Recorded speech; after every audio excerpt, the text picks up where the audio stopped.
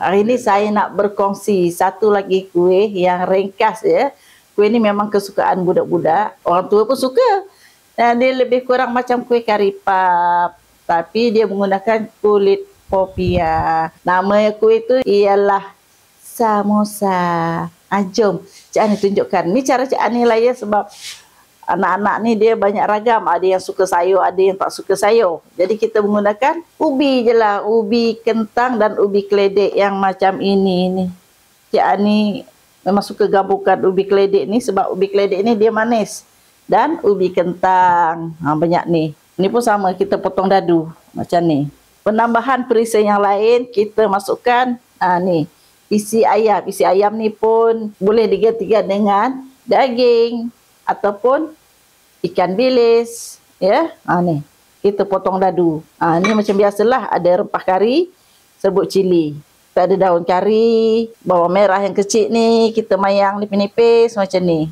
Bawang putih, lepas tu bawang besar ni kita potong dadu macam ni ya.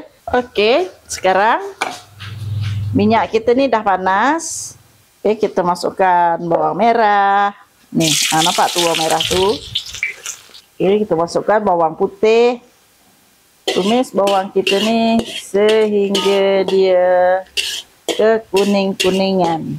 Okey, nampak bawang kita dah kekuningan. Baru kita masukkan bawang besar yang telah kita dadu tadi. Bismillahirrahmanirrahim.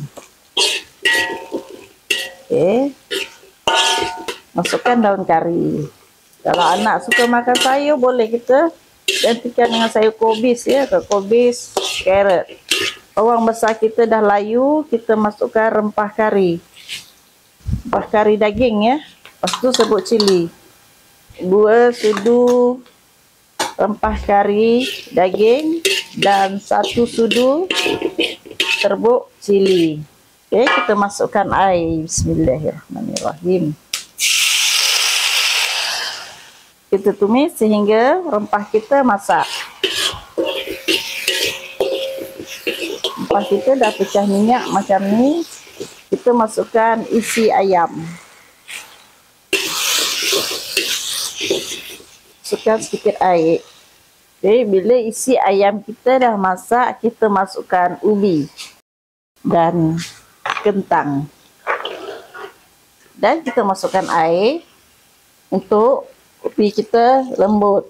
Okay, kita masukkan serbuk lada hitam sedikit sahaja, sedikit gula, sesuaikan dengan rasa.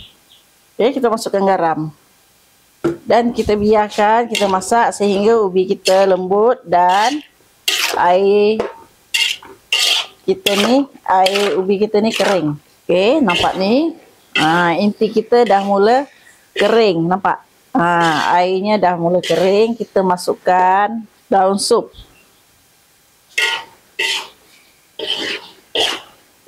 Okey, kita kacau sehingga inti kita ni betul-betul dia kering. Okey, inti kita dah kering ya, nampak? Ni dah betul-betul dia kering. Bolehlah kita tutupkan api. Sekarang kita nak buat samosanya. Okey, saya gunakan ni kulit popia yang 50 keping. Dia punya saiz dia 190 mm kali dengan 190 ya. Ini kita potong 3.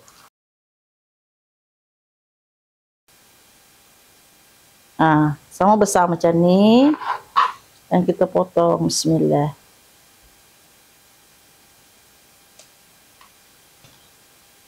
Ni macam ni. Sini saya ada peh telur. Yang 2 ni. Letak peh telur ni sebagai gam dia. Ni saya tak menggunakan tepung ya. Setengah orang dia menggunakan tepung.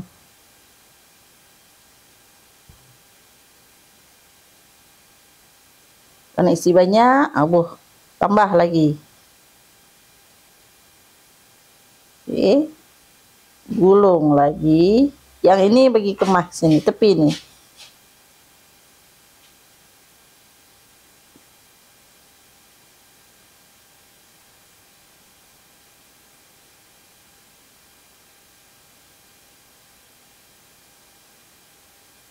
Yang ini nampak di tengah tepi ni. Ambil lagi sikit. Gam ke sini, bagi dia kemah. Okey, nampak? Ni kita bugam lagi.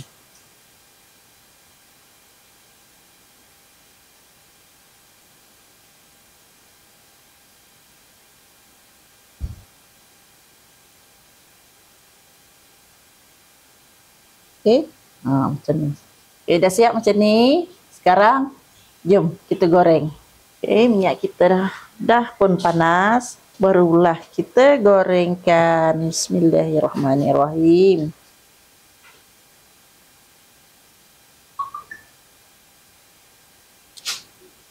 Okey, dah pun garing.